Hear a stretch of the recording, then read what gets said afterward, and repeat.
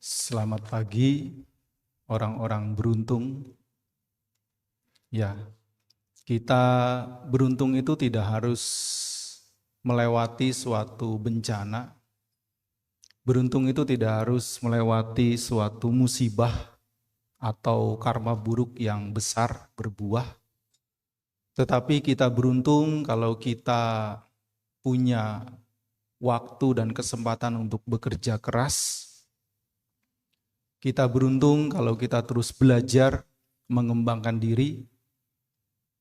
Kita beruntung juga kalau kita terus mengembangkan kebajikan, dan kita juga beruntung kalau kita terus mengembangkan kebijaksanaan kita. Karena juga sekitar 4 hari yang lalu, tempat ini digunakan untuk berbagai macam kegiatan sangga, tetapi minggu ini sudah disulap menjadi sedia kala, sehingga terima kasih kepada para yang bertugas, kepada para volunteer, kepada semua pihak yang membantu melancarkan kegiatan sangga selama 4 hari dan merapikan puja bakti pagi kita ini. Karena kita bisa menjadi volunteer di semua kegiatan. Ya tentu namanya volunteer ya jangan terlalu dalam mengatur. Ada panitia.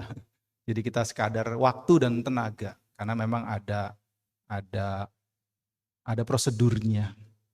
Ya. Para ibu, bapak, saudara-saudara sekalian yang saya hormati, dengan berbagai macam cara yang baik kita belajar dhamma. Ya, kita mengulang dhamma. Dengan belajar dan mengulang kita menjadi tahu, menjadi mengerti, dan dengan pengetahuan, dengan pengertian termasuk menjadi bijaksana, ya kita bisa melakukan karma, perbuatan-perbuatan yang baik, yang sehat, yang bermanfaat, yang tentu juga manfaat langsungnya adalah untuk kita masing-masing. Ya, ini sambil adaptasi ya, karena harusnya yang gerak itu mikrofonnya, ini kepala saya yang gerak. Ya, plus minus memang. Saya lagi adaptasi ini. Ya. Jadi ya enggak apa-apa, belajar. Karena terlalu lebar. Kalau di sana nggak saya lihat nanti tidur. Iya, dicuekin. Ya. Jadi karena lebar sekali, jadi tidak hanya bisa melihat ke sini, tapi harus ke sana juga. Kalau ke sini rada miring lumayan. Ya, tidak apa-apa. Ya. Ini juga tradisi, ini kebiasaan. Tradisinya pegang langsung. Jadi beloknya gampang. Nah, ini beloknya sambil menjaga jarak dengan mikrofon. Ya. Para ibu, bapak, saudara-saudara sekalian yang saya hormati, secara faktanya usia Dhamma sudah sekitar 2.600 tahun. Sekitar. Karena kalau kita sebut abadnya, munculnya Sang Buddha di India, itu abad ke-6 sebelum Masehi. Sekarang sudah tahun 2024, jadi sekitar 2.600 tahun. Ya kalau dibulatkan ke bawah 2.500 tahun. Nah, karena sudah ribuan tahun, dan menyebar ke luar India, menyebar. Bahkan kalau kita pelajari di zaman Asoka, penyebaran Buddhisme keluar India itu secara sengaja, disengaja. Karena saat itu beliau-beliau memperkirakan, ya kan tahu sendiri karena beliau-beliaunya itu memang orang sana dan mengetahui kultur, budaya, sejarah dan situasi di India saat itu. Di abad ketiga sebelum Masehi itu zaman Raja Asoka, pernah dengar ya? Tapi kalau ngikutin film Indianya kurang cocok. Karena beda dengan versi Buddhis. Raja Asoka adalah raja Buddhis. Ya kalau ngikutin film versi Indianya itu tidak banyak kurang cocoknya karena tidak seperti itu. Jadi Raja Asoka itu berjasa sekali dalam perkembangan Buddhis, khususnya di abad ketiga sebelum Masehi. Kenapa disengaja? Ya karena beliau-beliau saat itu ya kemudian didukung oleh Raja Asoka. Ya, jadi para bantai-bantai di masa lalu itu di zaman Raja Asoka memperkirakan dengan situasi yang ada, kalau Buddha Dhamma ini tidak disebarkan keluar India, suatu ketika India itu mengalami pergolakan yang hebat, maka memungkinkan Buddha Dhamma, ajaran Sang Buddha bisa lenyap. Jadi Raja Asoka ketika memahami hal seperti itu untuk di masa mendatang, beliau secara resmi membuat Dhammaduta. Ya, kalau kita baca sejarahnya, paling tidak ada 9 utusan resmi Dhammaduta, resmi dari kerajaan Raja Asoka, dikirim ke 9 penjuru negeri. Pasti jauh-jauh, termasuk Sri Lanka. Ya, termasuk Sri Lanka. Jadi tentu namanya misi, ada yang berhasil, ada yang tidak berhasil. Nah, salah satu yang berhasil adalah di Sri Lanka. Maksudnya apa ini saya sampaikan? Karena sudah 2.500 tahun, kita bulatkan ke bawah, dan menyebar keluar India, artinya keluar India itu tentu nanti bertemu dengan orang-orang yang berbeda. Ya. Bahasanya beda, ya, kemudian rasnya beda, geografinya beda, kebudayaannya beda, bahkan makanan pun beda dan sebagainya. Karena berbeda jauh, ya sehingga terjadi adaptasi. Ya sama seperti misalkan orang dari Jawa Tengah, kemudian pindah ke Tangerang, dan sudah puluhan tahun, entah dari sekolah, dari kerja, kemudian sampai bertempat tinggal dan seterusnya. Orang dari Jawa Tengah pindah ke Tangerang, sudah puluhan tahun. Atau ibu bapak sendirilah yang bukan orang Tangerang, yang bukan orang Serpong, ya, sudah puluhan tahun di sini. Coba ingat waktu kecil, dialeknya, gayanya, tradisinya masih sama atau ada perubahan? Masih sama atau ada perubahan? Rata-rata kalau dia intens bergaul dengan orang lokal, bergaul dengan tradisi lokal, mengalami perubahan. Ya, misalkan orang Jawa Tengah menjadi orang Tangerang. Yang Tangerang ini secara kultur tuan rumahnya adalah Betawi. Meskipun Betawinya beda dengan Jakarta, beda dengan Bekasi, beda dengan Bogor. Ya.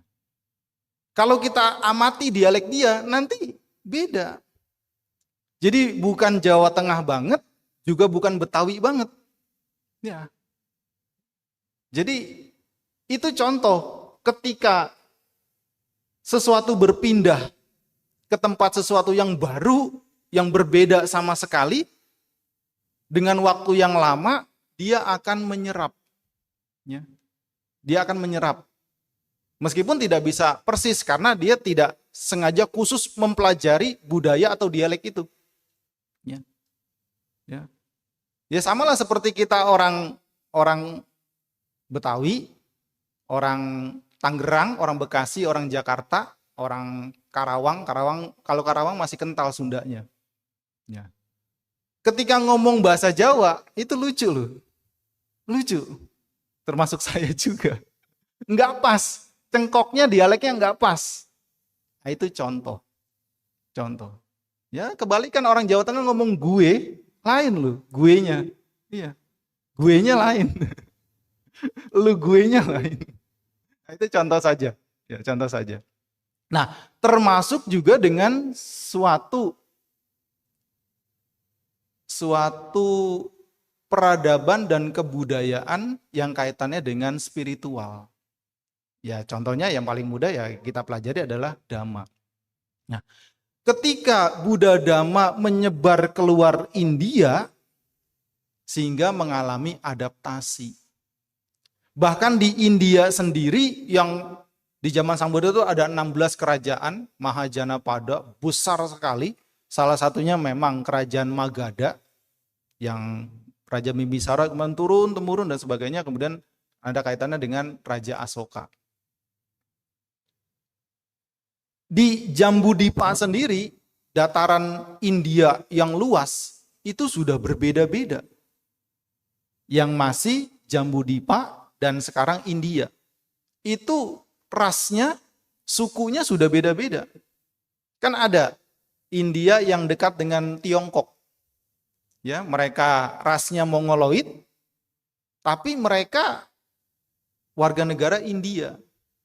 Nah, kalau mereka datang ke kota-kota besar India yang didominasi oleh ras India, kadang mereka dibully. Ya, karena memang beda sekali, rasnya beda sekali. Ya, bahasa mereka bisa.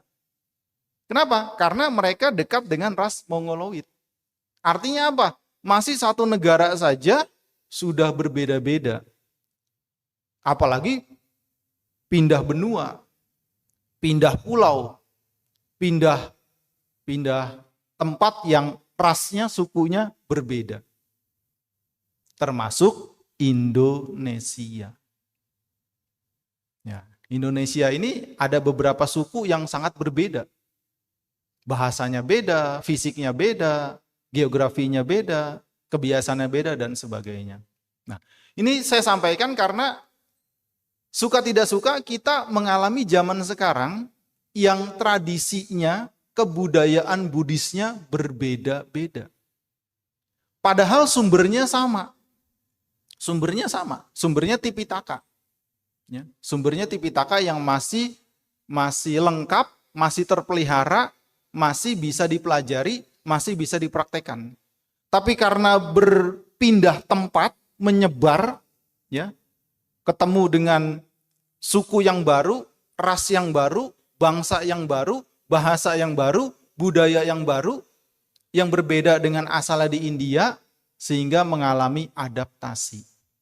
Di kita sendiri saja intern sudah berbeda-beda, apalagi orang luar melihat.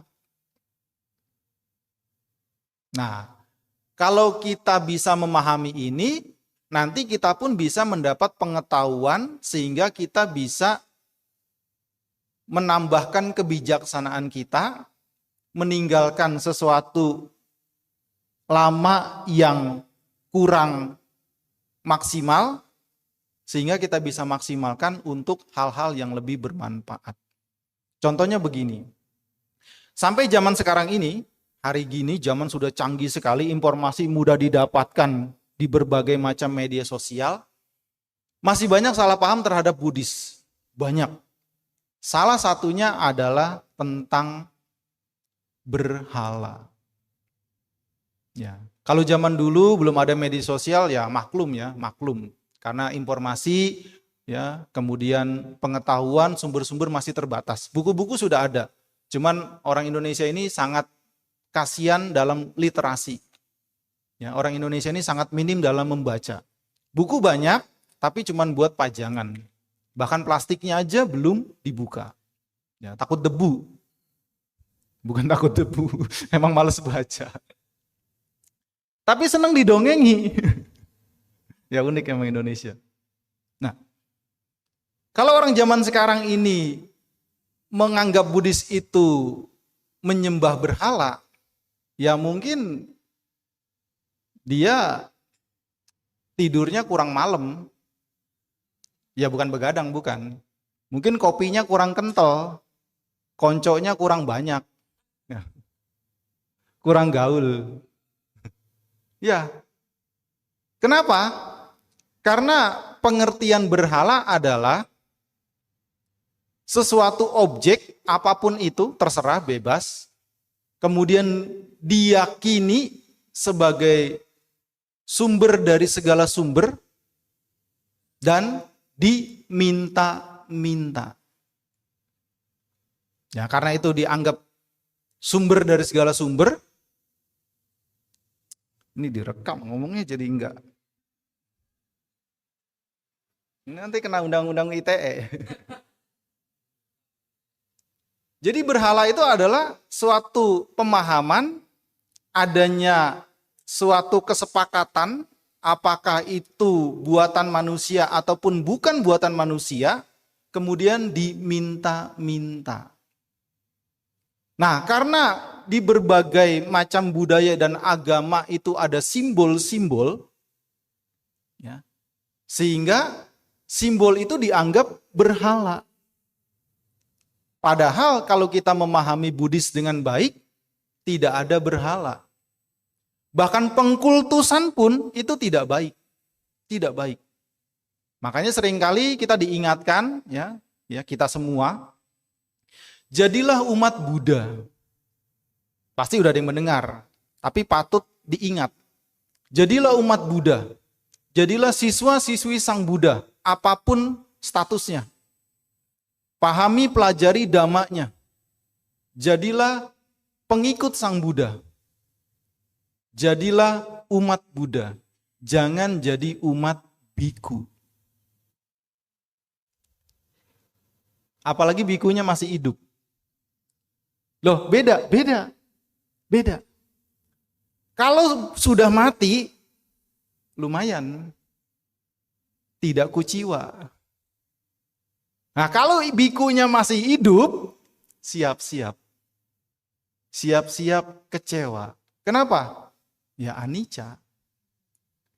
Ya anicca sih netral ya. Bisa anicca yang merosot memang, terjun bebas. Ya. Bisa anicca yang meningkat.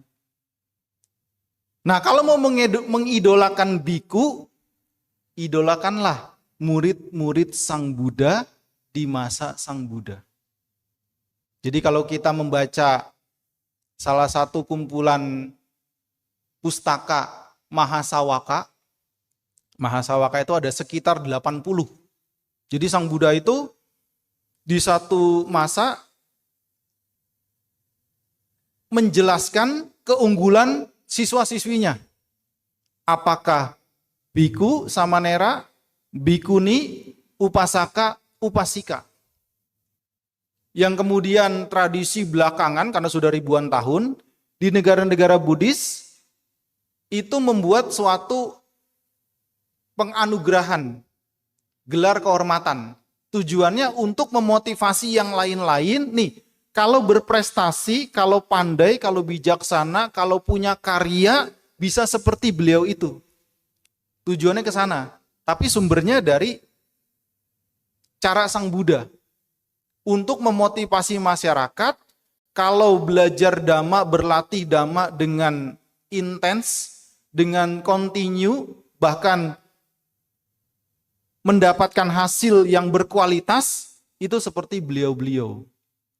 Makanya ada Bante Ananda, ada Bante Mahakasapa, ada Bante Sariputta, ada Bante Mahamoggallana, ada Bante Unuruddha, ada Bante Siwali, dan banyak sekali. Dan tiap-tiap beliau itu di dalam Mahasawaka punya kualitas masing-masing yang berbeda-beda. Nah, karena kecenderungan selera orang berbeda-beda, memungkinkan dari banyaknya murid-murid Sang Buddha yang sudah digelari spesialnya masing-masing, orang bisa mencontoh salah satu. Itu. Dan itu juga jawaban Sang Buddha terhadap kritikan yang Sang Buddha terima dari masyarakat. Jadi bukan berarti Sang Buddha itu dengan kesempurnaannya, bahkan dengan kesaktiannya itu bebas dari masalah, tidak. Tidak. Sang Buddha meskipun dengan kesempurnaan paramitanya, termasuk dengan kesaktiannya, tetap dijahati orang. Tetap tidak disukai orang, meskipun sebagian kecil. Ya. Makanya kalau ketika memetik buah karma buruk, munculkan berbagai macam perenungan, munculkan berbagai macam wawasan, khususnya terhadap pribadi Sang Buddha. Artinya untuk meredakan kemarahan kita, untuk meredakan kekecewaan kita, untuk menjadi pembanding yang positif. Kenapa? Karena Sang Buddha yang sudah sempurna paramitanya, sudah sempurna kesuciannya, sudah sempurna cinta kasihnya, sudah sempurna kebijaksanaannya, sudah sempurna kesaktiannya, masih tidak disukai orang. Masih difitnah, bahkan mau dibunuh. Artinya, kalau kita baik-baik saja, artinya kita lurus-lurus saja, tapi karma buruk kita berbuah, ya keluarkan itu, wawasan itu, pengetahuan itu. Supaya menjadi pembanding yang positif. Ya. Coba sini, bapak-bapak misalkan. Bapak-bapak. Ya, merenung saja, nggak usah tunjuk jari. Bapak-bapak di sini ada yang pernah difitnah ngamilin anak orang? Bukan pasangannya, bukan. Ya. Pemuda-pemuda ini pernah ngalami difitnah menghamili orang? Belum ada ya? Sang Buddha pernah dituduh menghamili cinca. Bahkan strateginya itu niat sekali. Kalau dalam pustaka, dalam kisah termasuk di Sutta-Sutta, itu sampai 9 bulan. 9 bulan rekayasanya. Lama loh. Lama. Niat sekali. Ya kalau orang difitnah kan paling cuma seminggu kan. Kenal seminggu, tahu-tahu difitnah. Ya, kenal sebulan, tahu-tahu difitnah. Tapi sampai 9 bulan direkayasa. Dan itu dialami oleh Sang Buddha. Sang Buddha pernah tidak makan. Kenapa? Karena kondisi tidak mendukung. Saya pernah baca itu. Jadi karena banyak muridnya, ya tentu kalau Sang Buddha sendiri mungkin bisa bertahan. Kalau yang sudah Sotapanna mungkin masih bisa bertahan. Tapi kalau yang masih putu jana, kan kerucukan tetap kerucukan ya. Ya, keroncongan tetap keroncongan. Mau gimana? Ini kan masalah perut. Nah, Bhante Mahamoggallana itu pernah usul kepada Sang Buddha, Bhante, bagaimana kalau saya membalikan tanah ini? Karena di tanah ini, di lapisan tertentu ada saripati yang bisa dimakan. Ya Bhante Mahamoggallana kan sakti, sambil bilang, jangan, enggak usah. Kenapa? Karena ini juga akan berlalu. Ya. Jadi tetap dengan alamiah. Kenapa? Karena masih bisa minum. Ya, bisa minum. Kemudian bisa diet. Tanpa program. Ngirit. Program mahal loh. Mahal. Udah kurus, mahal, bayar. Berjuang, olahraga. Ya. Artinya apa? Artinya dengan dhamma yang kita pelajari, dhamma yang kita ketahui, yang salah satu sumber utamanya adalah Sang Buddha, harusnya bisa memotivasi kita.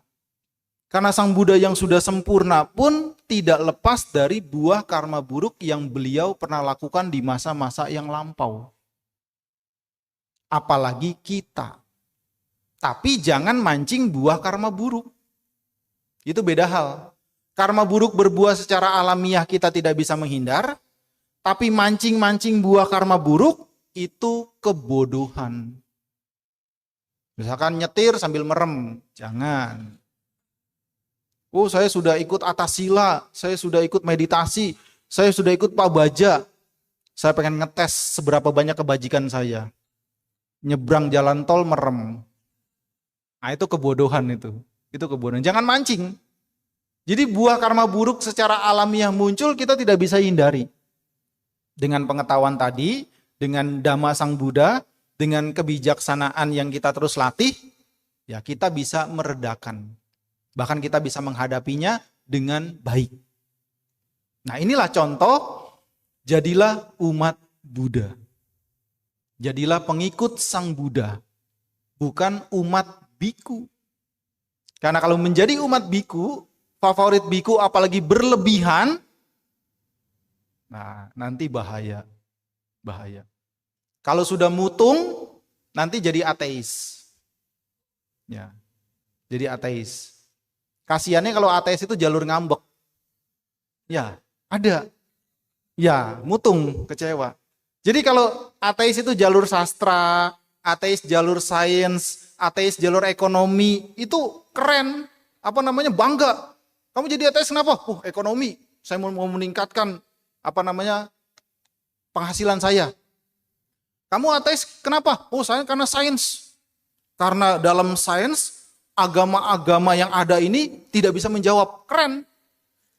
Kamu ateis dari mana? Sastra. Saya pelajari filosofi, ya, filsafat, ya, dan lain sebagainya. Kamu ateis kenapa? Ngambek. Kalau ngambek, nanti ngejelekin agama sebelumnya, ngejelekin yang lain. Dan karena ngambek, nanti dia balik lagi kan? Ketika balik lagi, ngejelekin ateis. Nah, itu salah satu dampak dari kecewa. Nah, ini kebetulan ingat saya. Jadilah umat Buddha. Lebih mendalam lagi, jadilah pengikut sifat-sifat luhur Sang Buddha. Karena nanti kalau ngikutin Sang Buddha tenanan, juga nggak bisa. Nggak bisa. Nggak bisanya apa? Salah satunya dalam tiap hari, dalam keseharian, dalam 24 jam, Sang Buddha yang benar-benar lelap itu 1 jam. Tidur lelap itu 1 jam. Karena itu memang dibutuhkan untuk jasmaninya, refresh. Dalam 24 jam, tidur terlelap 1 jam, menjelang pagi. Sisa waktunya digunakan untuk manusia dan dewa. Dewa ini nanti termasuk Brahma. Jadi di pagi hari beliau pindah patah mengumpulkan dana makanan. Kemudian sampai siang. Nah, siang ini sudah mulai ketemu masyarakat, ya, baik orang yang mau bertanya atau orang yang mau belajar, orang yang mau mendalami dan sebagainya. Kemudian sore sampai malam itu untuk para biku, untuk murid-muridnya yang di wihara, ya, karena masyarakat sudah istirahat. Nah, tengah malam dini hari untuk yang tidak tampak, untuk para dewa dan Brahma. Nah, karena kesibukan itu, yaitu membuat Sang Buddha hanya istirahat dalam 1 hari 24 jam itu 1 jam. Kenapa bisa? Karena batinnya sudah tidak ada gelisah. Sudah tidak ada galau. Karena tidak ada galau, tidak ada gelisah, ya tidak ada lagi beban fisik. Beban fisiknya itu lapar, haus, mandi, dan istirahat. Sakit tertentu, kan tidak tiap hari sakit ya. Ya sakit perut ya bisa, tapi tidak tiap hari atau tiap minggu, tiap bulan tidak. Kadang-kadang sakit itu wajar karena jasmani. Nah, kenapa kita harus tidur 6-8 jam? Selain memulihkan jasmani, supaya beban mental kita itu mereda. Nah, selama kita masih punya kilesa, punya loba dosa moha, itulah kenapa kita stres, tertekan, khawatir, takut, cemas, dan seterusnya. Ini. Ya. Kembali, karena ajaran Sang Buddha sudah menyebar ke berbagai macam bangsa, ras, budaya, dan seterusnya, sehingga mengalami adaptasi. Tapi sumbernya sama. Nah, karena berbeda-beda interpretasi, berbeda-beda seni, berbeda-beda budaya, orang yang tidak memahami dianggap berhala. Padahal ini semua adalah simbolik. Nah, kalau kita punya waktu menjawab mereka atau mereka ingin tahu, kita bisa memberikan jawaban. Banyak sekali jawaban. Tapi kita bisa memberi contoh jawaban yang universal. Yang artinya contoh ini bisa dipakai dimanapun. Bahwa ajaran Sang Buddha, ya, itu bukan berhala. Apa jawabannya? Itu persis seperti suatu nasionalis, suatu kebangsaan punya bendera. Nah, sekarang saya tanya. Ketika kita upacara bendera, ya, apalagi upacara resmi, kebangsaan, kenegaraan, hari ulang tahun kemerdekaan, kalau kita 17 Agustus, pertanyaannya, kita ngormati tiang bendera apa benderanya?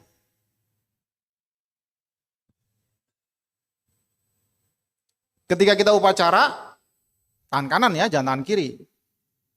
Ya tangan kiri juga nggak apa-apa sih sebenarnya, cuman kan kesepakatan kita tangan kanan katanya sopan. Tapi kalau tangan kanannya nggak ada, gimana? Ya tangan kiri lah. Ya situasional. Ketika kita upacara bendera, yang kita hormati atau semua rakyat, semua penduduk suatu negara ketika upacara bendera itu menghormati kebangsaannya, itu menghormati tiang apa menghormati bendera? Ya.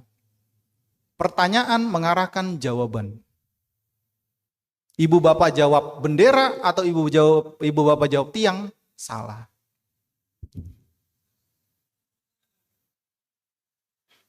Kalau ibu bapak menghormati bendera, ya, misalkan ketika nyuci pakai gilesan, tahu gilesan?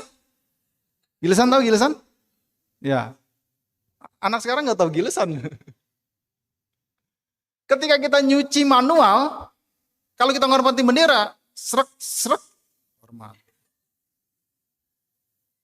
Kalian ketika menghormati benderanya, ya kan? Terus mau taruh sabun, ya, mau taruh sabun tuh hormat dulu, atau naruh sabun setelah itu baru hormat. Kucek-kucek, hormat. Bilas, hormat. Terus menjemur, wah menjemur nih mirip seperti di tiang bendera. Wah, hormat dulu sama jemurannya. Karena buat meletakkan ini, taruh, hormat lagi. Ini sinting apa ya?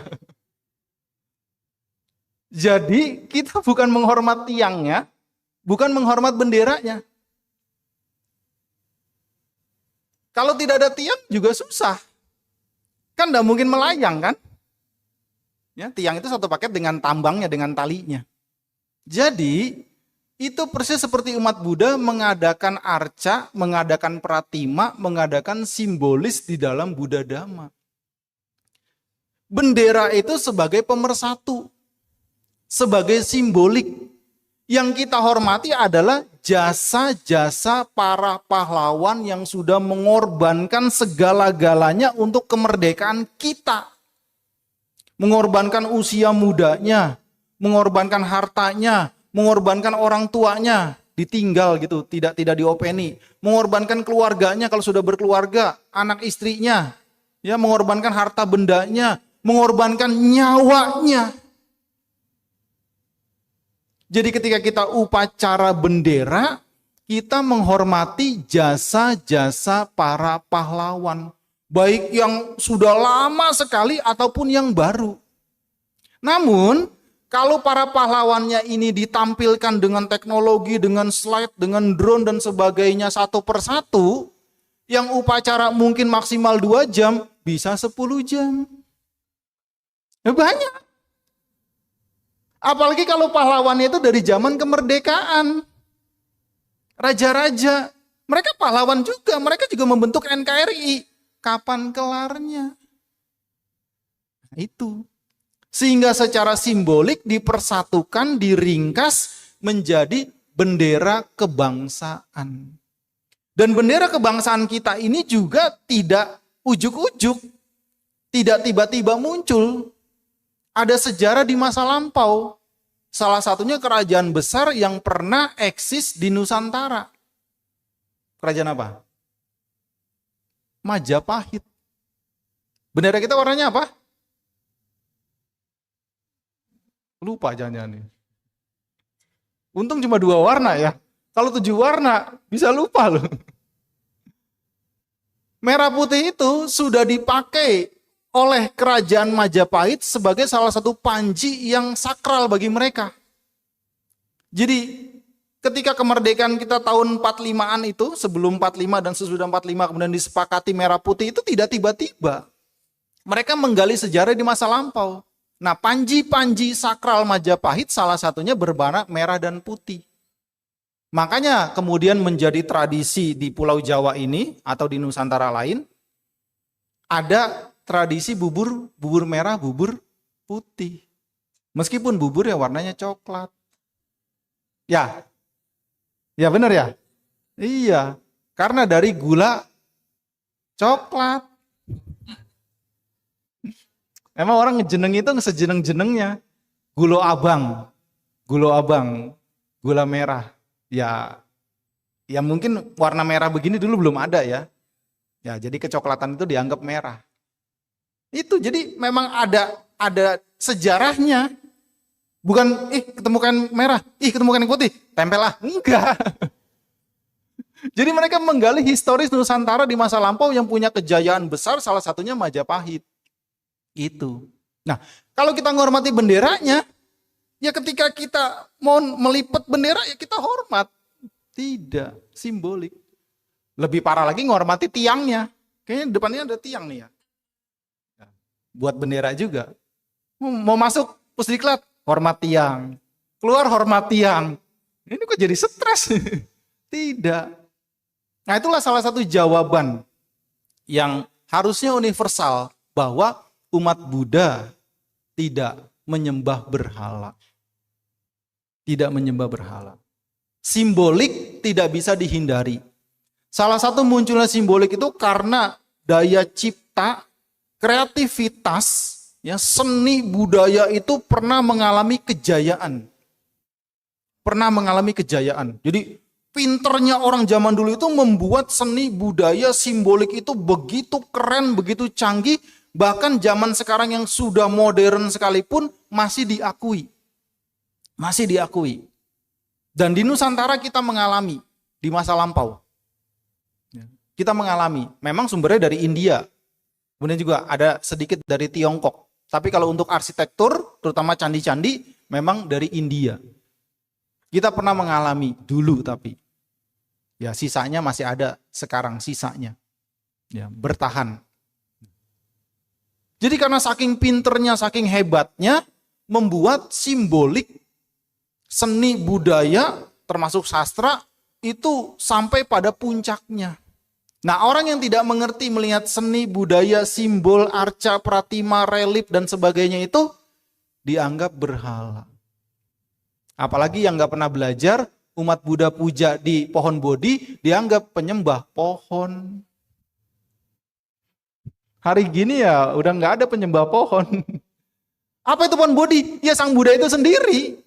Sang Buddha sendiri itu disimbolkan dengan pohon Bodhi. Kenapa? Di zaman Raja Asoka, abad ketiga sebelum Masehi, belum ada arca. Belum ada. Belum ada citra Sang Buddha, belum ada. Kenapa? Karena bagi mereka belum sopan. Belum sopan. Sehingga mereka ingin mengenang Sang Buddha, karena sudah sekitar 300 tahun yang lalu Sang Buddha Mahaparinibbana, ingin dekat kepada Sang Buddha, ingin mengenang Sang Buddha, tapi dengan simbolik bukan arca, bukan manusia. Apa itu? Cakra roda dhamma. Ya, roda dhamma itu ya dhamma ajaran Sang Buddha. Ya, makanya ada mudra Dharma Cakra mudra. Sang Buddha memutar roda dhamma. Sang Buddha mengajarkan dhamma. Nah ini Dharma Cakra mudra ini. Mudranya, tangannya begini. Simbolik. Kemudian ada stupa atau candi. Itu sudah dipakai sejak zaman Sang Buddha sebenarnya. Jadi beberapa murid Sang Buddha itu meninggal lebih dahulu. Parinibbana lebih dahulu ketimbang Sang Buddha. Antaranya Bante Mahamoggallana, Bante Sariputta. Itu meninggal lebih dahulu ketimbang Sang Buddha. Nah, ketika beliau parinibbana, Sang Buddha ya, bersama murid-muridnya, termasuk bersama para masyarakat, membuatkan stupa, membuatkan candi. Untuk apa? Untuk membuat masyarakat, kalau tahu itu candinya beliau, stupanya beliau, untuk mengenang, untuk mengarahkan pikiran, untuk menjaga pikiran, untuk membuat karma-karma baik melalui pikiran, ucapan, dan jasmani. Tujuannya itu, simpel sekali, untuk mengenang. Ya sama seperti kita membuat monumen pahlawan dan seterusnya, kurang lebih seperti itu. Gitu. Nah, kemudian ada Dhamma Asana. Nah, Dhamma Asana itu adalah tempat Sang Buddha mengajarkan Dhamma, tapi kosong. Kosong. Jadi seperti ini, digambarkan secara relief atau secara utuh, tapi tidak ada arcanya. Nah, di situ Sang Buddha mengajarkan Dhamma.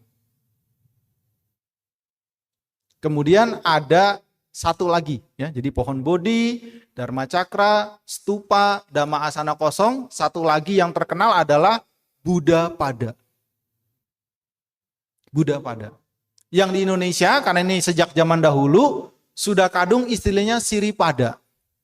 Ya, wihara tetangga dengan sini. Di Melati Mas. Siapa tahu ada yang nggak tahu loh.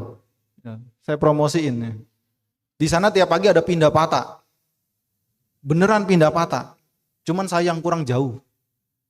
Masih kedeketan jaraknya. Kalau 1 kilo, 2 kilo, 3 kilo tuh asik. Wah, olahraga. Ya, ada pindah patah tiap pagi di sana kalau ada bantainya. Jadi keluar wihara ke kiri, terus belok ke kiri lagi, sampai sekitar situ. Ya, bagus. Cuman kurang jauh. Semoga nanti bantai yang di sana nambahin rutenya. Ya ke Pusdiklat dulu ya, misalkan keluar jam 5 ke Pusdiklat dulu, terus habis Pusdiklat baru ke rute yang itu. Bagus olahraga. Ya, boleh dicoba nanti bantainya. Kan nggak jauh ke sini kan, jalan kaki kan bisa motong jalan kan? Pagi-pagi masih sepi. Ya, jadi dari Siripada ke sini ya, entah itu ngeteh atau apa atau sowan ke bantainya. Dari sini baru menuju ke posisi rute Pindapata Siripada. Nah, Buddha Pada ini sudah ada sejak zaman Raja Asoka. Bahkan secara cerita literatur lain itu malah sudah ada sejak zaman Sang Buddha masih hidup. Ada cerita Dewa Naga yang di berbagai tempat itu juga respect dengan Sang Buddha. Ya, salah satunya yang tinggal di perairan. Soalnya kan sungainya besar-besar kan. Nah, ada satu cerita, entah itu cerita sungguhan atau tambahan, tapi punya tujuan yang baik, yaitu suatu respect, penghormatan. Ketika Sang Buddha menyeberang, Dewa Naganya itu meminta objek puja kepada Sang Buddha. Karena mereka belum punya. Nah, kemudian Sang Buddha melihat mana yang cocok, mana yang mudah, mana yang tahan lama. Oh, jejak kakinya. Batunya besar-besar kan? Dengan jejak kakinya itulah objek puja juga. Buddha Pada, tapak kaki Sang Buddha. Nah, kenapa spesifiknya Buddha Pada bukan Siripada? Karena semua guru-guru di India kuno sampai sekarang punya Siripada. Punya tapak kakinya masing-masing. Gitu. Tapi kalau itu Buddha Pada, pasti Sang Buddha. Tapi kalau Siripada di ranah Buddhis, ya pasti Sang Buddha. Enggak masalah. Cuman karena nggak tahu ya, karena sudah kebiasaan nyebut atau ya entah suara atau bagaimana, Siripada terdengar lebih elegan, lebih keren ketimbang Buddha Pada. Tapi mengarah kepada hal yang sama. Itu. Cuma itu tidak ada arca, tidak ada arca. Nah, munculnya arca adalah ketika jalur sutra dari Tiongkok ke India tembus ke Eropa, dan Eropa saat itu didominasi kebudayaan Yunani kuno yang sangat canggih dalam seni arcanya. Lambat laun, karena sudah sekitar 500 tahun, jadi sekitar abad pertama Masehi, orang sudah berubah selera. Ya. Umat Buddha saat itu, ya, pengikut Sang Buddha saat itu sudah berbeda selera. Ya, yang tadinya hanya terpaku kepada Buddha Pada, Siripada, ya, pohon bodhi, roda dhamma, dhamma asana yang kosong, kemudian stupa atau candi, mereka melirik, kok kebudayaan dari Yunani kuno ini keren. Dewa-dewinya digambarkan begitu indah, begitu natural, begitu menyenangkan.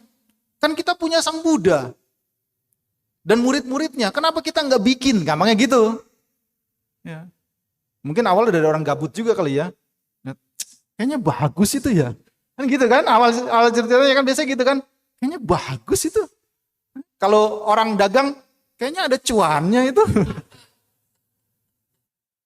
Ya enggak lepas dari ekonomi kan nanti ujung-ujungnya.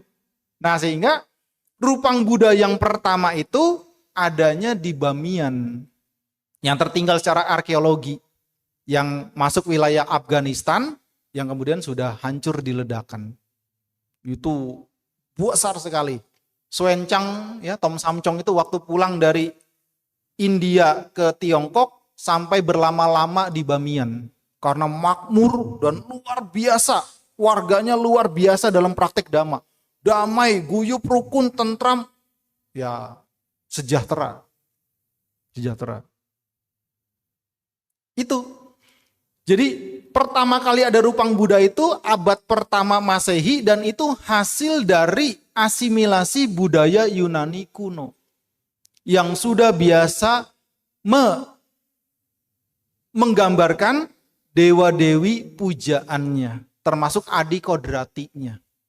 Ya, seperti Zeus, Hercules, Apollo, banyak sekali. Ya meskipun sekarang Zeus jadi petugas judi online, turun pangkat. Wah ini yang ketawa ini main, jangan-jangan nih. Oh enggak, bagus ya, jangan. Sudah meresahkan itu, korbannya sudah polisi, ya sudah aparat, ya karena saking benceno dibakar sama bojonya juga polisi, terjerat judi online. Ya.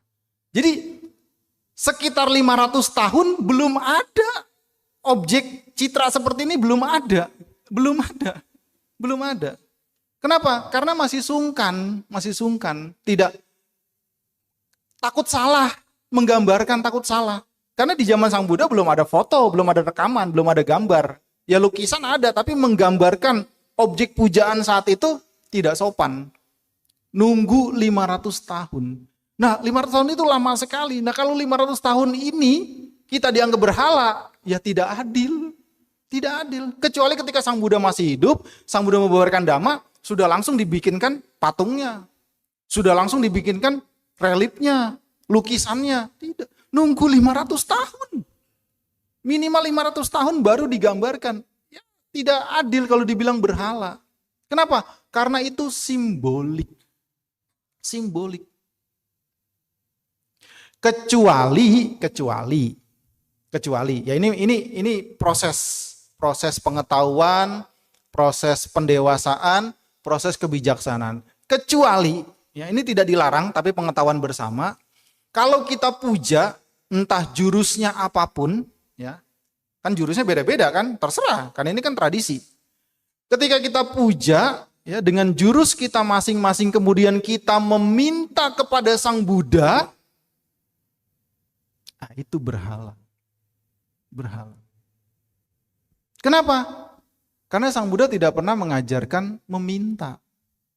Kalau kita cermati Mahamanggala Sutta, tadi sutanya apa nih baca? Karania, ya. Karania juga terkenal. Mahamanggala Sutta juga terkenal. Kalau kita mencermati salah satu sutta yang terkenal yaitu Mahamanggala Sutta, di situ tidak ada meminta. Ada 38 berkah. Tetapi isinya adalah action. Lakukan, kerjakan, upayakan, perjuangkan. Apakah secara duniawi ataupun spiritual. Tidak ada. Di situ ada 38 berkah, tapi tidak ada meminta, tidak ada. Tapi ibu bapak yang puja, yang sembahyang masih meminta, tidak dilarang. Itu hak asasi. Cuma kurang efektif. Kurang efektif. Nanti di akhir kalau tidak lupa saya kasih contoh. Tidak efektif. Kenapa? Nah kita ini kan banyak pelajar nih, masih muda-muda. Kita coba berlogika. Kita bikin contoh. Misalkan ada seorang pelajar, apakah dia SMP, SMA, SD atau mahasiswa. Paling gampang kita ambil SMP atau SMA saja. Karena sistem ujian SMP SMA beda dengan kuliah. Gampangnya SMP atau SMA. Minggu depan dia ujian penentuan, ujian kenaikan. Ya kan? Kalau zaman dulu kan kita itu ujian 3 hari atau 5 hari untuk penentuan. Lulus atau enggak kan? Rapot itu. Nah, kemudian karena dia punya keyakinan terhadap ritual, terhadap sembahyang, dia cari 10 wihara yang cun. Di Tangerang kan banyak ya wihara ya. Kelenteng, Tepekong banyak ya. Wah dia list nih. Dia list. Kemudian Tiap wihara dia pelajari. Oh, wihara ini favoritnya manggis. Oh, wihara ini favoritnya delima. Oh, wihara ini favoritnya lontong sayur. Contoh, misalkan contoh. Kan buat sembahyang kan, buat puja. Dia pelajari tuh. Dia pelajari. Nah, kemudian dia puja dengan penuh kusuk, dengan penuh semangat, dengan penuh keyakinan. Dia puja. Karena 10 tempat dan 10-nya mungkin jaraknya jauh-jauh dan dia mengkhususkan itu, habislah waktu seminggu. Dia puja dengan sangat hebat, dengan sangat yakin, dengan sangat cermat, dengan sangat serius, dengan sangat konsentrasi. Tibalah misalkan Senin harinya ujian. Ketika dia ujian, pingsan. Kenapa? Ya, seminggu capek betul. Kenapa dia pingsan? Nggak bisa jawab. Dia nggak belajar. Ya kan? Karena dia nggak belajar, dia bingung. Matematika kok begini ya? Sebaliknya, dia punya waktu seminggu, dia tidak sembahyang sama sekali. Kenapa? Karena dia harus memilih. Udah loh, saya belajar saja. Saya merangkum. Ya, saya menyarikan, ya, membuat saripati, ya, metode-metode belajar supaya saya membuat ingat, nanti poin-poinnya saya kembangkan. Kalau dia belajar dengan serius, meskipun dia tidak sembahyang, tidak minta-minta lulus ujian, paling enggak nilainya 7. Dan itu udah cukup untuk lulus. Betul? Ya. Itu dia. Makanya dalam perumpamaan, umat Buddha yang cerdas, umat Buddha yang baik, umat Buddha yang bijaksana ini, umat Buddha yang piawai, itu seperti petani yang cerdas. Petani yang cerdas, petani yang mengerti hukum alam, petani yang mengerti hukum sebab akibat, boleh dibilang dia tidak berdoa. Dia tidak meminta kepada siapapun, termasuk kepada Sang Buddha. Tapi dia mengerti iklim, dia mengerti cuaca, bahkan mungkin dia mengerti rasi bintang, dia mengerti pengairan, dia mengerti pupuk, ya, terutama pupuk organik, jangan pupuk kimia yang baunya bikin pusing. Dia mengerti menggemburkan tanah dan dia mengerti seluk-beluk pertanian. Meskipun dia tidak sembahyang sama sekali, dia tidak meminta sama sekali, meskipun kecil, dia akan panen. Bahkan mungkin panennya melimpah. Tetapi, ya, kalau petani ini hanya sembahyang, penuh konsentrasi, penuh keyakinan, penuh kusuk, ya panen rumput. Lumayan, masih bisa buat kambing, buat ternak, lumayan. Ya, kenapa? Ya, rumput nggak ditanam tumbuh sendiri. Itu dia. Itu. Tapi sekali lagi, yang masih suka dengan meminta-minta tidak dilarang.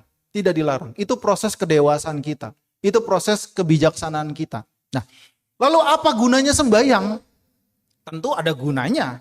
Tentu ada gunanya. Secara pendekatan keren, ya keren, tapi harus didalami, harus telateni. Sembahyang itu seperti aditana.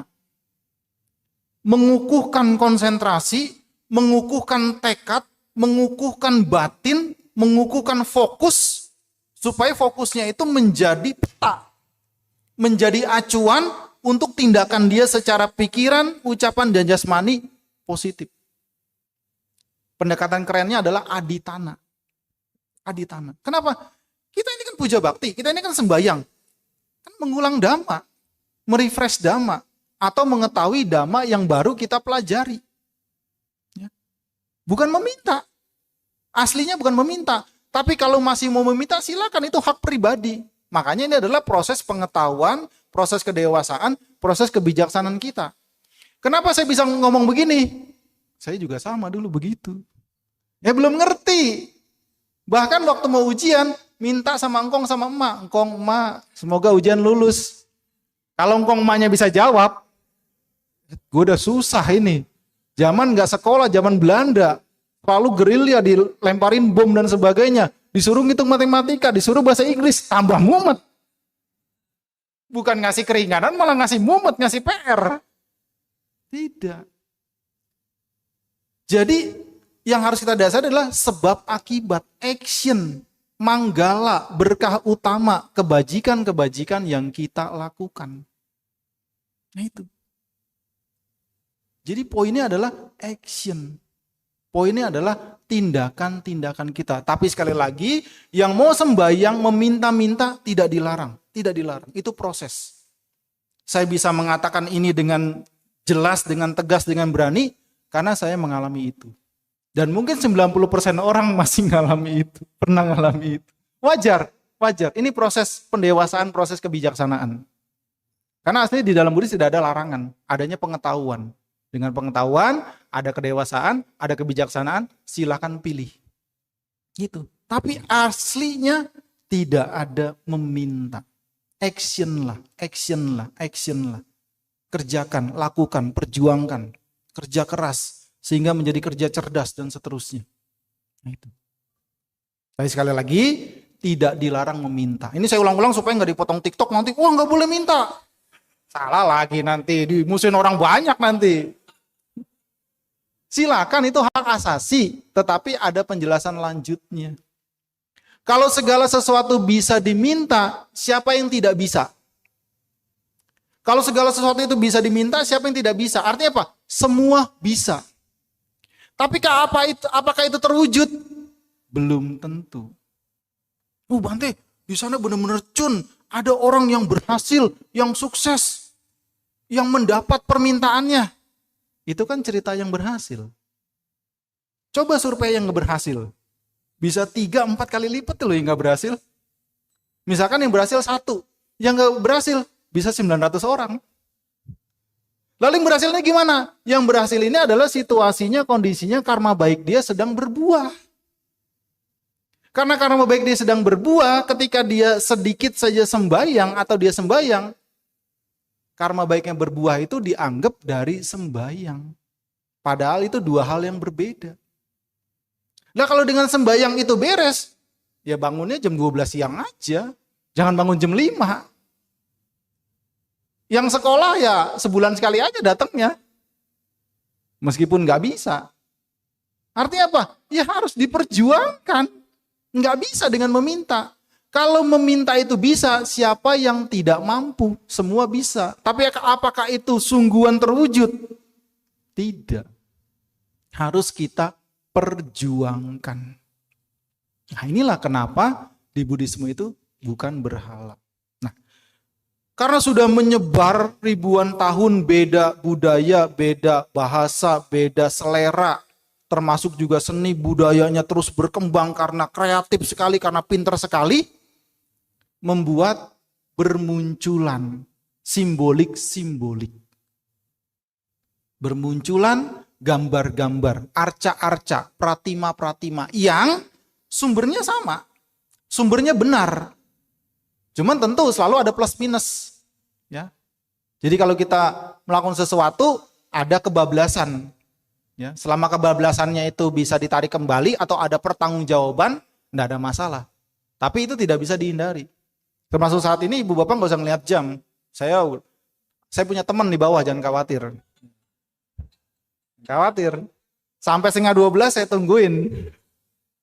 Kecuali saya sendiri. Ada Bante Jayasilo, jangan khawatir. Ada konconya. Sudah janjian. Nah karena seni budaya begitu canggih, begitu hebat, begitu luar biasa. Ya, seninya membuat bermunculan interpretasi ataupun penerjemahan dari sesuatu yang sulit menjadi mudah. Istilahnya upaya kausalia, upaya kusala. Dari yang sulit dibikin mudah. Nah kalau orang zaman sekarang dibalik biar keren. Supaya keren, dari mudah dibikin sulit. Supaya disebut pakar, apa-apa dibikin sukar. Tidak, harusnya yang sulit itu dibikin mudah, yang mudah dibikin menyenangkan. Nah, karena dhamma itu di satu sisi begitu mendalam, Bagaimana nih orang-orang yang tidak punya kesempatan belajar? Bagaimana orang-orang yang tidak punya akses untuk membaca, menulis dan sebagainya, tapi tetap bisa mengerti dhamma, bisa praktek dhamma? Tujuannya luhur. Tujuannya luhur. Tetapi zaman sekarang karena tidak mempelajari sejarahnya, dianggap tidak ada hubungan. Salah satu contohnya yang sampai sekarang ini masih digunakan tapi ada yang terputus, ya, yaitu simbolik atau interpretasi tentang Avalokitesvara. Karena masih di India ini. Di Tibet, di Bhutan, di Nepal juga sama masih Avalokitesvara. Karena budayanya masih mirip. Bahasanya masih Sanskerta. Nah, ketika pindah ke Tiongkok, menjadi berubah. Kenapa? Karena beradaptasi. Bahasanya beda, seleranya beda, wawasannya beda, pengalamannya beda, kesenangannya beda. Sehingga Avalokitesvara di Jambudipa, di dataran India itu adalah maskulin, ketika pindah ke Tiongkok menjadi feminim. Namanya pun ikut berubah, menjadi Dewi Kuan Im. Kemungkinan kenapa berubah gender, karena orang Tiongkok saat itu lebih cocok menggambarkan cinta kasih itu dengan feminim. Nah, di dataran India saat itu belum bisa, belum berani menggambarkan interpretasi Sang Buddha itu dengan feminim. Semua bodhisatwa itu digambarkan maskulin. Nah, belakangan ada tradisinya Tara, tahu ya, Dewi Tara. Nah, itu belakangan. Kenapa? Karena feminim. Awalnya semua maskulin. Kenapa? Karena belum berani. Itu aja udah membuatkan rupangnya aja sudah berani sekali. Mau berubah gender, wah nanti diprotesi sesepuh-sesepuh. Itu juga udah langkah berani sekali. Menggambarkan, mencintrakan itu, menginterpretasikan itu dengan arca, dengan pratima itu sudah berani sekali. Dan tujuannya baik. Kemudian mau ngubah gender, nanti dulu. Karena masih sama budayanya. Tapi ketika nyebrang ke Tiongkok, tidak bisa dihindari. Artinya, semua bodhisatwa itu tidak ada historisnya, tidak ada. Itu adalah interpretasi dari nilai-nilai luhur Sang Buddha supaya rakyat jelata, orang yang buta huruf tidak bisa membaca dan menulis bisa tetap belajar dhamma, bisa memahami dhamma. Berarti di zaman itu citra, gambar, rupang, arca, pratima itu hype sekali, tren sekali, viral sekali, digandrungi sekali oleh masyarakat. Karena diterima dengan sangat baik. Ya samalah seperti orang di mana-mana bisa terjadi. Musim HP tertentu, HP-nya begitu. Ya kan? Musim rumah tertentu, rumahnya begitu. Ya. Musim mobil tertentu, mobilnya begitu. Musim perkawinan, kondangan, bukan kawin lagi. Kan tren seperti itu kan, mengikuti umumnya yang ada. Tentu yang ada itu menarik, bagus gitu, berkualitas. Jadi bodhisatta yang ada itu tidak ada historisnya. Tapi itu nilai-nilai luhur Sang Buddha diwujudkan supaya marem. Marem nih apa ya? Tahu ya marem ya? Apa ya? Abdol. Supaya berkenan, supaya diterima gitu. Kalau nggak ada wujudnya kan bingung kan? Ya kalau sudah bijaksana, sudah pinter, sudah Arya Pugala ya nggak butuh. Atau jangan kan Arya Pugala, sudah bijaksana aja, sudah ngerti, nggak butuh. Tapi kan banyak yang belum mengerti, banyak yang butuh sosok, butuh panutan, butuh objek. Nah, itulah kenapa menjadi tren. Historisnya tidak ada. Misalkan contoh, pernah dengar Bodhisattva Siti Garba? Ya, apa bahasa Mandarinnya? Tesang Locin. Apa? Ya, itu. Penampilannya seperti apa? Penampilannya? Perwujudannya? Bodhisattva Siti Garba? Ya, berarti ini buat tambahan aja. Itu seperti biksu. Yang orang nggak ngerti dianggap Tom Samcong. Bukan. Itu Bodhisattva Siti Garba. Nah, itu adalah kantinya Sang Buddha. Jadi Sang Buddha itu punya kanti yang luar biasa. Makanya dibilang Siti. Kesiti atau Siti. Bumi. Tanah bumi. Jadi bumi ini, tanah ini seperti kesabaran yang luar biasa. Kenapa? Bumi dirusak, digali, dilubangi, dikasih sampah dan sebagainya. Bumi nggak pernah marah. Bahkan ketika dia digali, dikasih tanaman, malah bonusnya buah-buahan. Kantinya Sang Buddha dalam budaya tersebut diwujudkan menjadi Bodhisattva Siti Garba. Demikian juga dengan Avalokitesvara yang di Tiongkok menjadi Dewi Kuan Im. Itu adalah metanya Sang Buddha. Di Jawa kuno bahkan itu sempat tren, sempat populer, yang peninggalannya masih ada sampai sekarang. Yang bisa kita jumpai di 2 candi. Dulu semua candi hampir begitu, tapi rusak, hancur. Yang paling lengkap, paling utuh, paling bagus di Candi Mendut. Di Candi Mendut 3 arca utama ini, inilah cara orang dulu mengajarkan Dhamma. Di tengah Sakyamuni, Sang Buddha Gautama sebagai sumber. Di sebelah kanan kiri boleh crossing ya. Misalkan sebelah kanan adalah Avalokitesvara, sebelah kiri Wajrapani. Inilah saripatinya Sang Buddha kalau mau diringkas. Sumbernya Tipitaka, sumbernya benar. Tapi pandainya orang dulu itu menggambarkan menjadi wujud dan dibikin ceritanya. Padahal historisnya tidak ada. Avalokitesvara, Wajrapani, wah yang banyak sekali lah. Tadi Siti Garba, Samantabhadra. Secara historis tidak ada. Kecuali biksu-biksu tertentu ada memang historisnya. Tapi bodhisattva-bodhisattva yang dipuja saat ini tidak ada. Tapi itu adalah nilai-nilai luhur Sang Buddha yang diterjemahkan. Supaya lebih marem, supaya lebih fokus, supaya lebih memotivasi, dibuatkan arcanya, pratimanya, dan dibuatkan ceritanya. Tapi historis sejarah tidak ada. Baik, tujuannya baik. Kenapa ini saya sampaikan? Karena ada kelompok-kelompok itu memisahkan. Terutama Dewi Kuan Im atau Avalokitesvara itu tidak ada hubungan dengan Sang Buddha. Tidak. Jadi Dewi Kuan Im adalah metanya Sang Buddha. Jadi kalau kita puja kepada Dewi Kuan Im, kita puja kepada Sang Buddha. Puja kepada Sang Buddha. Cuman dispesialkan, yaitu cinta kasih.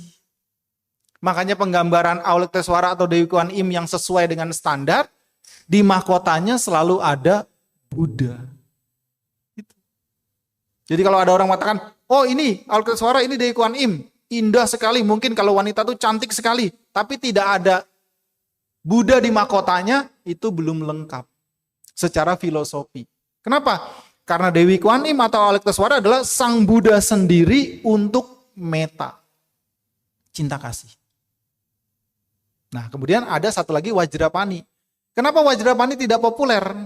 Karena ada kaitannya juga. Wajrapani ini adalah simbol panya, kebijaksanaannya Sang Buddha. Wajira, intan. Atau menjadi bajra, menjadi baja. Logam yang saat itu yang bisa ditambang yang paling kuat. Saat itu ya, karena masih tradisional. Kemudian arti lain adalah petir atau halilintar. Nah, kenapa disimbolkan dengan intan atau dengan halilintar?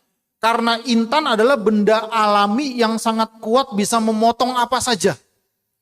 Zaman sekarang, para seniman-seniman batu, salah satu gerinda dari sekian banyak gerinda yang dia pakai adalah gerinda dengan mata intan. Kecil-kecil memang, tapi banyak. Itu untuk memotong batu. Ya, kemudian sekarang sudah ada laser dan sebagainya. Tapi zaman masih tradisional untuk memotong benda-benda alam yang ada saat itu yang paling kuat adalah intan. Intan digosok, intan dibentuk menjadi berlian. Brilian, gemerlapan. Gitu. Nah, kemudian halilintar, petir. Kenapa? Bayangkan aja ya. Jangan nanti, mana petir, saya mau cobain. Ketika petir menyambar, itu voltasenya besar sekali, sangat besar. Rata-rata orang yang kesambar petir, rata-rata tidak selamat.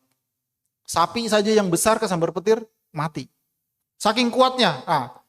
Apa maksudnya? Kuatnya Intan, kuatnya Halilintar. Kuat memotong kebodohan. Kuat memotong kilesa-kilesa. Kuat memotong kotoran-kotoran batin. Tetapi belakangan Bodhisatwa Wajrapani tidak populer. Kenapa? Berarti fenomena diskon itu bukan cuma zaman sekarang.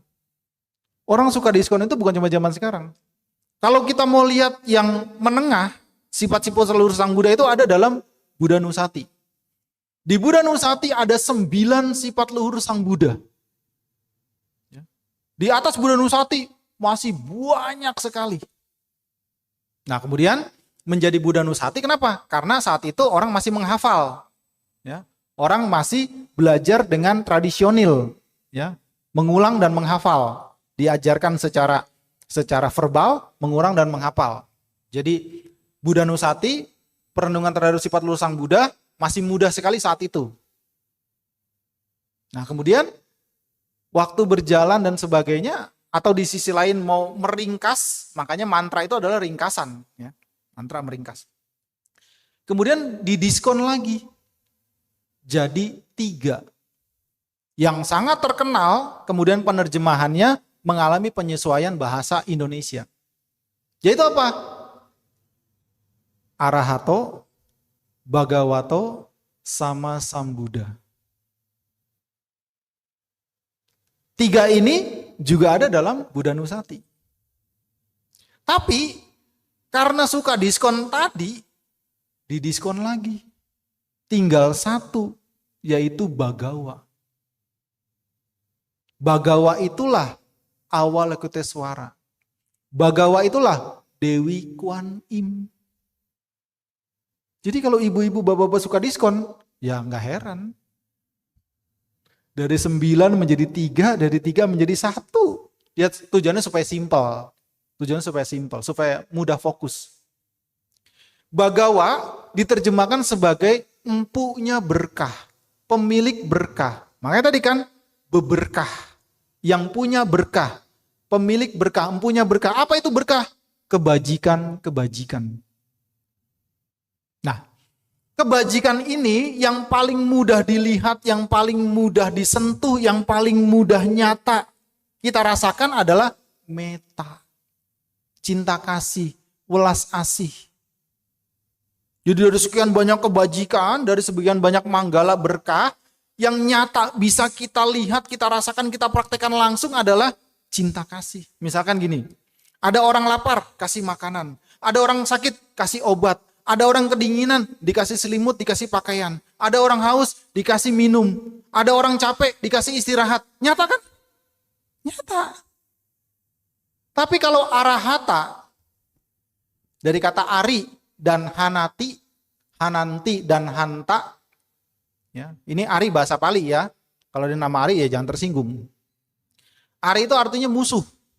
Bahasa Pali ya. Kalau berarti yang punya nama ari dari bahasa lain, jangan bahasa Pali. Ari itu artinya musuh. Hanti, hananti, hanta artinya membunuh. Arahata adalah dia yang sudah membunuh musuhnya. Siapa musuhnya?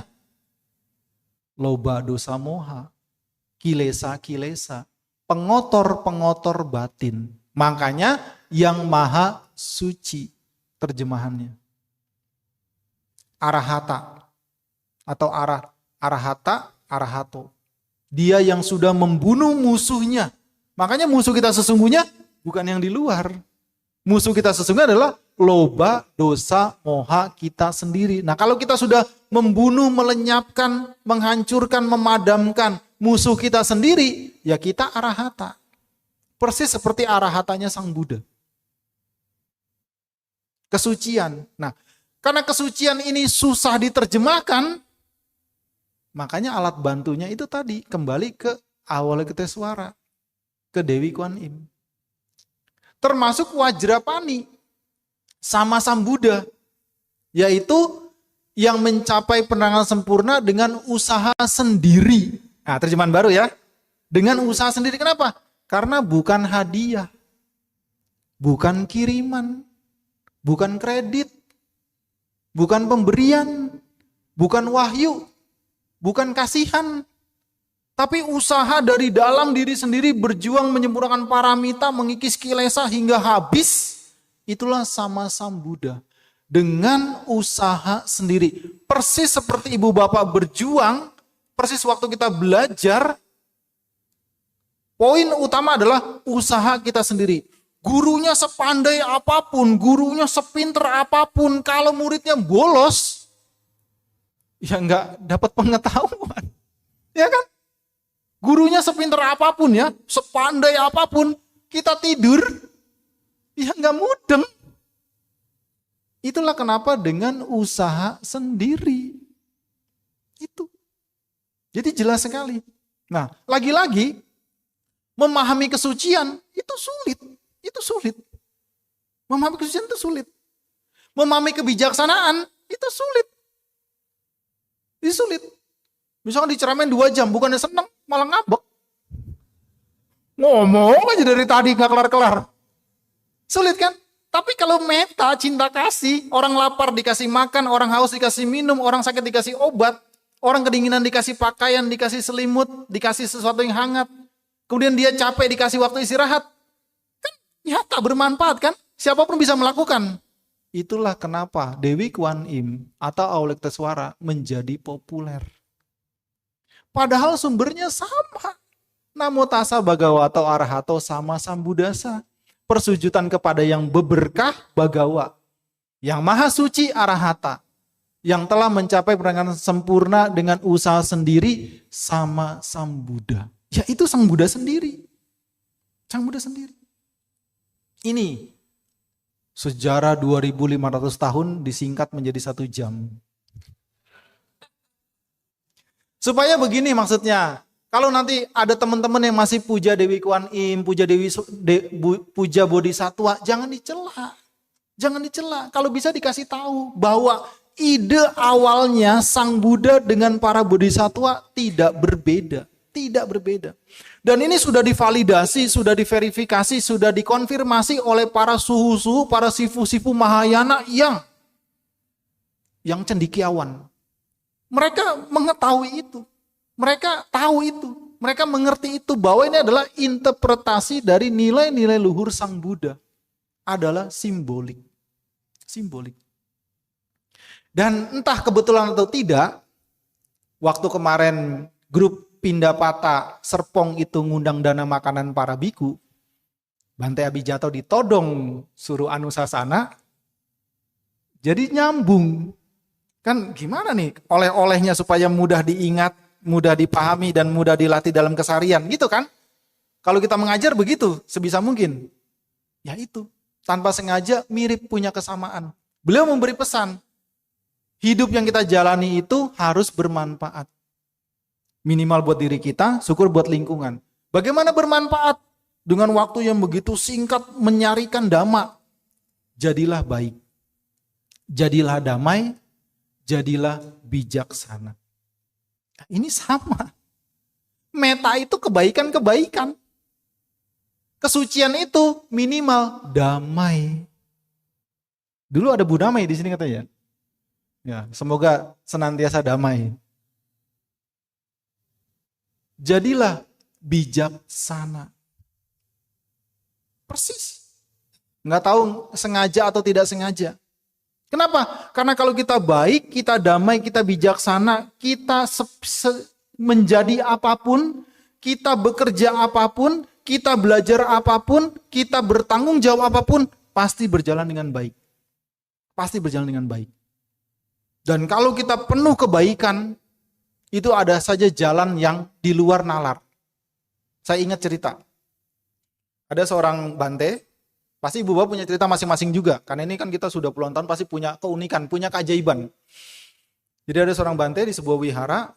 Nah, salah satu tugas biku adalah merawat wihara. Merawat wihara, ya, menjaga, merawat, kalau ada yang rusak diganti. Nah, pagi-pagi ketika ngecek-ngecek ke wihara, merawat wihara, oh ada hordeng yang rusak. Hordeng. Ya, ini bukan kode ya, bukan. Ini cerita nyata, cerita nyata. Ya, saya tidak menambahkan, tidak melebihkan. Kemungkinan hordeng itu karena jendelanya ngadep ke timur. Tahu ya? Karena ke timur kan dominan kena matahari. Nah, karena dominan kena matahari sehingga rusak lapuk. Nah, beliau cuma ngebatin, nggak berdoa, nggak meminta. Dan nggak mungkin karena beliau mengerti. Wah, hordengnya rusak. Ya sudahlah. Nanti kalau jalan sekalian nyari. Kapan? Ya bisa minggu depan, bisa bulan depan, sekalian jalan. Supaya apa? Ya biar ngirit ongkosnya. Cuma ngebatin. Hordeng rusak, nanti kalau jalan, entah itu tugas, entah itu ngajar, entah itu ada keperluan, sambil cari hordeng. Cuma ngebatin begitu. Beberapa hari kemudian, ada ibu-ibu berdana. Ketika dibuka, isinya hordeng. Yang lebih unik, bukan umat situ. Dan anak wihara, pengurus wihara, bantenya tidak kenal dengan ibu-ibu itu. Nah sekarang nih, ibu-ibu banyak nih, bapak-bapak banyak. Kan sudah semua biasa berdana kan, berdana makanan, ikut sanggadana. Di antara semua ini, 100 lebih, ada nggak yang pernah dana hordeng? Ada? Dana hordeng, ini bukan kode, bukan. Ini kisah nyata. Artinya apa? Tidak terpikirkan. Tidak terpikirkan. Tidak terpikirkan. Tetapi karena penuh dengan kebajikan, kok ada orang tidak kenal, bukan orang situ, mungkin juga bukan umat Buddha, kok bisa ngasih tepat waktu? Ya kalau nggak penuh kebajikan kan nggak nyambung kan? Sampai pada ngebatin, jangan-jangan ini bukan orang, dewa yang nyamar. Lu karena nggak logik lu.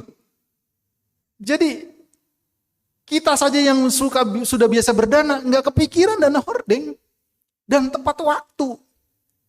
Itulah contoh nyata. Dhamma kalau dilatih, ada saja jalannya. Kebijaksanaan, satu lagi. Kebijaksanaan harus kita sikapi secara seluas-luasnya. Karena bijaksana memang tidak mudah. Nah, salah satu kebijaksanaan Sang Buddha, ketika beliau masih hidup, diminta, tujuannya tidak baik. Ada orang yang meminta, tapi tujuan tidak baik. Meminta murid-muridnya, terutama yang pabajita, untuk vegetarian. Sang Buddha mencermati, Sang Buddha memeriksa, Sang Buddha menimbang, kemudian Sang Buddha menolak. Tapi memberi jawaban. Itulah orang bijaksana, orang hebat. Sang Buddha menolak, tapi memberi solusi. Apa solusinya? Selama binatang itu tidak dilihat waktu dibunuh, selama binatang itu tidak didengar waktu dibunuh, dan selama kita, ya bukan hanya pabajita, ini semua umat Buddha, atau orang yang mau praktekkan kebaikan-kebaikan cinta kasih untuk kaitan dengan makhluk hidup. Selama tidak ragu-ragu binatang itu dibunuh untuk kita boleh. Artinya apa? Kita beli sudah mati. Kita beli mayat. Kita beli jenazah. Lebih ekstrim lagi, kita beli bangkai. Kenapa? Karena yang kita konsumsi, kita olah, kita makan adalah benda mati. Bukan yang masih hidup. Ada satu kasus zaman Sang Buddha. Ini bisa terjadi zaman sekarang, tapi kan sekarang udah banyak makanan. Jadi suatu ketika ada di sana kan masih alami hutan. Jadi ada singa atau predator memakan rusa, memakan buruannya. Nah, kan biasanya kalau udah kenyang ditinggal. Ya, udah kenyang ditinggal kan? Singa, macan, harimau, predator itu ketika sudah makan, kan mungkin aja rusanya atau mangsanya ini besar badannya kan? Udah kenyang kan? Kenapa ditinggal? Ya, antara kenyang. Selain kenyang kenapa ditinggal? Karena singa nggak punya kulkas. Yang punya kulkas kita. Jadi manusia emang lebih hebat ketimbang. Nah, daging yang ditinggal itu kalau dibutuhkan, kalau urgent itu boleh diambil, boleh dikasih yang masak, boleh dimakan. Kenapa? Karena itu benda mati. Itu benda mati.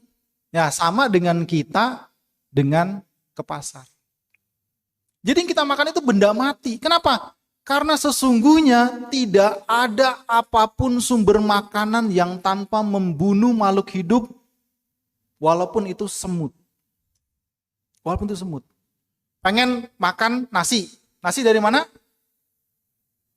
Dari beras. Beras dari mana? Dari padi. Padi dari mana? Nah, dari tumbuhan di sawah. Ketika menanam padi, merawat padi, panen padi, apakah murni tidak ada pembunuhan? Kadang petani yang pusing ditaruhin jaring. Atas taruhin jaring, pernah lihat? Memang burungnya tidak bisa makan banyak, tapi burungnya nyangkut di jaring. Nyangkut di jaring jadinya mati. Mati.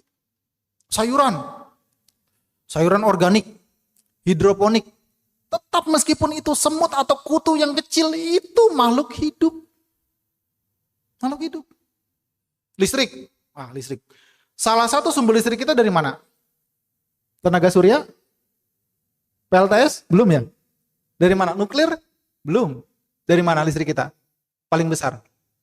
Tenaga air. Tenaga air menggerakkan turbin. Turbin menjadi listrik. Nah, ketika air itu menggerakkan turbin yang begitu besar, banyak sekali ikan-ikan binatang air yang kecil. Jadi kalau tidak mau ada pembunuhan, nanti pulang ke rumah kabel PLN-nya digunting pakai lilin. Jangan pakai AC, jangan pakai kipas baling-baling, pakai kipas sate. Nggak bisa. Itulah kebijaksanaan. Selama tidak mendengar, tidak melihat, tidak ragu-ragu binatang itu dibunuh untuk kita, kita makan benda mati. Kita makan benda mati. Nggak ada masalah. Itu solusi kebijaksanaan Sang Buddha. Kenapa? Misalkan biku pindah patah. 1, 2, 3, 4, 5. Vegetarian. Yang kelima itu bakso. Yang nggak bisa dimakan itu. Kenapa? Karena udah bercampur. Oh, sudah 8, semua vegetarian. Yang ke-9 kari ayam. Nggak bisa. Itulah kebijaksanaan Sang Buddha. Sangat-sangat bijaksana. Termasuk kita punya ide yang sangat baik, sangat luhur. Bangun candi, bangun wihara. Untuk manfaat yang luas. Manfaat yang panjang 1000 tahun ke depan atau lebih. Pertanyaannya, ketika tukang bangunan bikin bangunan, pertama kali lakukan apa? Bikin apa? Bikin pondasi. Pondasi di mana? Melayang? Di tanah. Di tanah ada apa? Nah, jadi nggak usah bangun wihara. Di pelataran aja udah. Kepanasan. Bubar. Tidak bisa. Naik mobil, naik motor. Ya. Atau nggak mau naik mobil, nggak mau naik motor. Gojek, Grab, pesan makanan melalui aplikasi. Ya. Ketika mobil itu bergerak, kendaraan itu bergerak, apakah tidak ada serangga yang mati tertabrak? Tidak ada terlindas? Ada. Jalan kaki.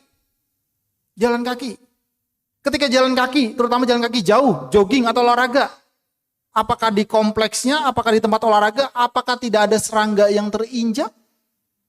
Ada. Itulah kebijaksanaan Sang Buddha yang sangat dalam, sangat menyeluruh dan menjadi solusi. Selama kita tidak mendengar binatang itu dibunuh, selama kita tidak melihat binatang itu dibunuh, selama kita tidak ragu-ragu binatang itu dibunuh untuk kita, artinya kita beli benda mati, beli mayat, beli jenazah, beli bangkai, tidak masalah. Kita tidak terlibat dalam pembunuhan. Maka nanti bapak-bapak, ibu-ibu kalau ke pasar bilangnya, Pak, saya mau beli jenazah ayam. Kalimat yang benar tapi aneh. Benar kan, jenazah kan? Sudah mati. Nah, di Mandarin ada sa cingro, ya kurang lebih ya. Ilatnya ilat Jawa yang nggak pas ya. 3 syarat daging tersebut. Itulah kebijaksanaan. Nah, cuman karena kebijaksanaan ini terlalu luas dan terlalu mendalam, sehingga kurang populer. Kesucian begitu halus, sehingga kurang populer. Nah, yang paling populer adalah meta, welas asih, cinta kasih, kebajikan-kebajikan yang nyata. Itulah yang membuat kenapa Avalokitesvara atau Dewi Kuan Im sangat populer. Padahal itu adalah Sang Buddha dalam meta. Makanya saya sangat setuju, ya, kalau kita mau ringkas, jadilah baik. Karena dengan kebaikan, apapun yang kita lakukan, kita kerjakan, kita perjuangkan, ada saja jalannya. Bahkan menjadi lancar, bahkan menjadi berhasil.